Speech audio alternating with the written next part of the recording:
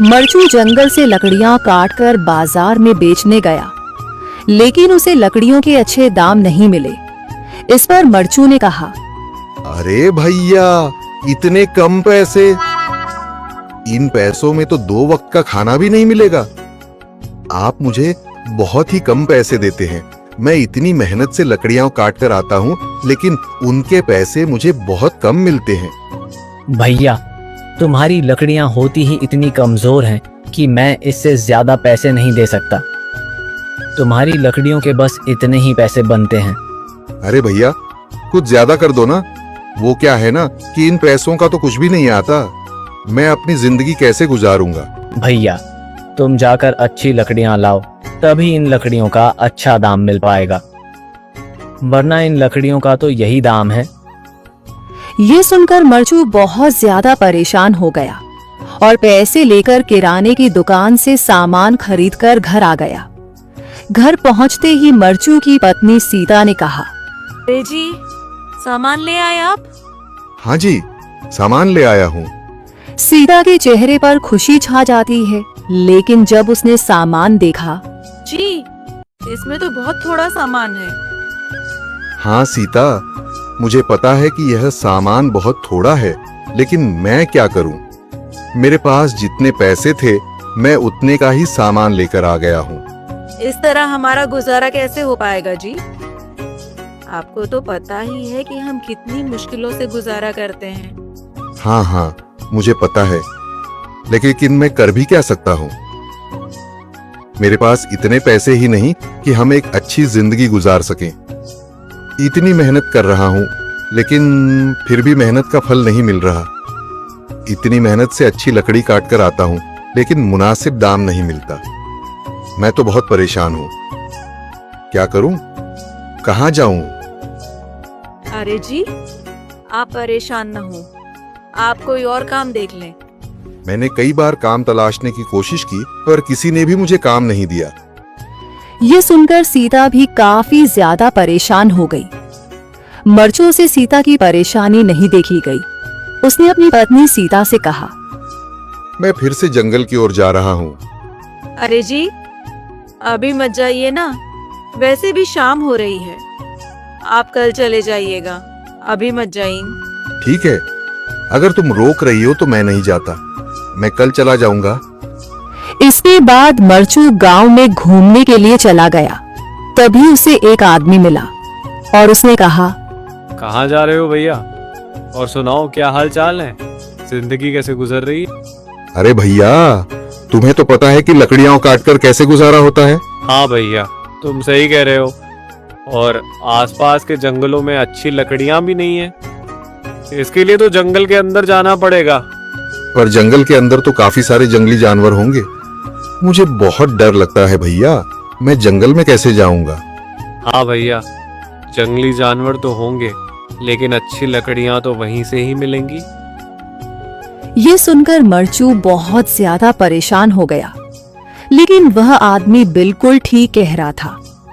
जंगल के किनारे की सारी लकड़ियां कट चुकी थीं। अब सिर्फ जंगल के अंदर ही अच्छी लकड़ियां बची थीं। अगली सुबह मरचू लकड़ियां काटने जंगल की ओर चल पड़ा। जंगल में आने के बाद मरचू ने कहा, अरे, यहाँ पर तो लकड़ियां ही नहीं हैं। वो आदमी सही कह रहा था। लकड़ियों के लिए तो जंगल के अंदर ही जाना पड़ेगा। और जंगल के अंदर जाना क्या सही रहेगा? मुझे तो बहुत डर लग रहा है, क्योंकि वहां पर तो काफी सारे जंगली जानवर होंगे जो खतरनाक होंगे।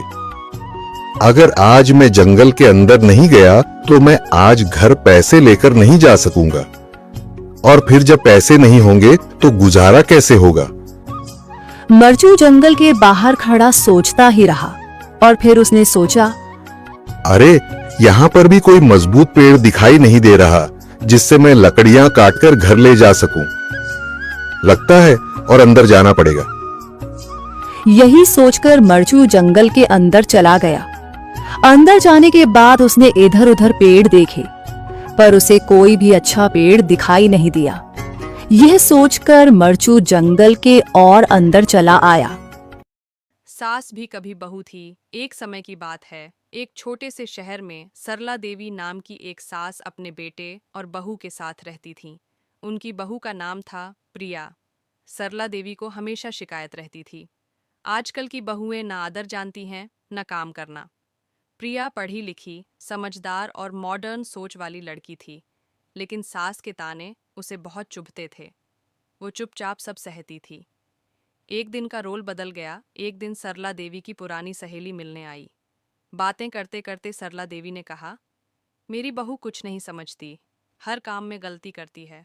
आजकल की लड़कियां ही ऐसी हैं। सहेली ने मुस्कुराकर कहा, अरे सरला, तू भूल गई कि तू भी एक ज़माने में बहू थी। तेरी भी तो सास तुझे ताने देती थी और तू रोती रहती थी। सरला देवी को जैसे झटका सा लगा। अतीत की सारी यादें लौट आईं। वो ताने, वो अकेलापन, वो आंसू।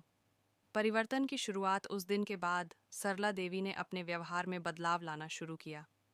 उन्होंने प्रिया से पहली बार प्यार से कहा, बहू, चाय साथ बैठ के पिएं?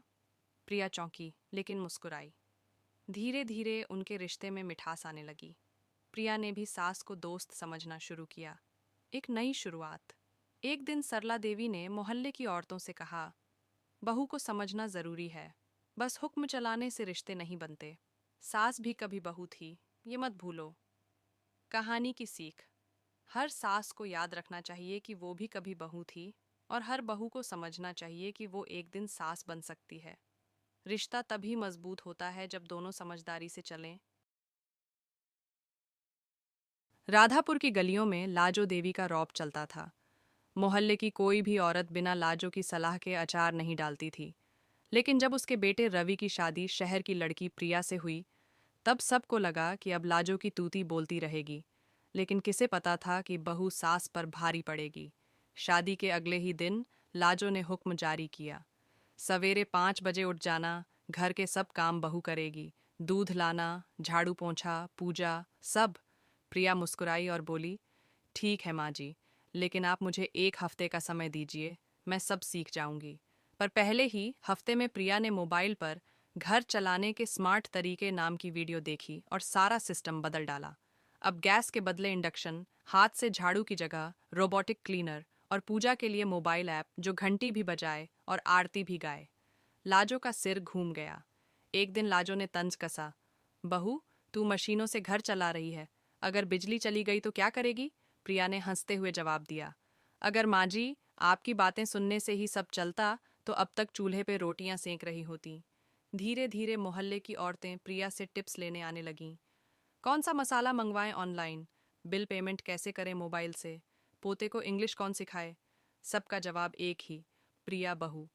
अब लाजो देवी को मानना ही पड़ा। ये बहू तो मेरे से भी 4 कदम आगे निकली। चलो अच्छा है, अब तो मेरी भी जिंदगी आसान हो गई। अंत में लाजो ने गर्व से सबको कहा, अब सास नहीं, मैं भी प्रिया से सीख रही हूँ। बहू सास पर भारी नहीं, समझदारी में आगे है। बहू सास पर भारी। एक गांव में एक कड़क मिजाज वाली सास कमला देवी रहती थीं। उनका मानना था कि घर की इज्जत सास के हाथ में होती है और बहू को तो बस काम करना चाहिए, बिना सवाल जवाब के।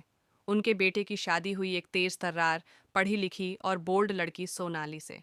कमला देवी को लगा कि वह इस बहू को भी अपनी उंगलियों पर नचाएंगी, जैसे बाकियों को नचाया। पहली भिड़ंत शादी के कुछ ही दिनों बाद सास ने कहा, सुबह 4 बजे उठकर सारा घर साफ करना है और घूंघट निकाले बिना रसोई में मत जाना। सोनाली मुस्कुराई और बोली, अम्मा जी, मैं घर ज़रूर चलाऊंगी, लेकिन मशीन नहीं हूँ। मैं घूंघट में नहीं, आत्मविश्वास में जीती हूँ। कमला देवी का गुस्सा 7वें आसमान पर, लेकिन बहू की बात में दम था।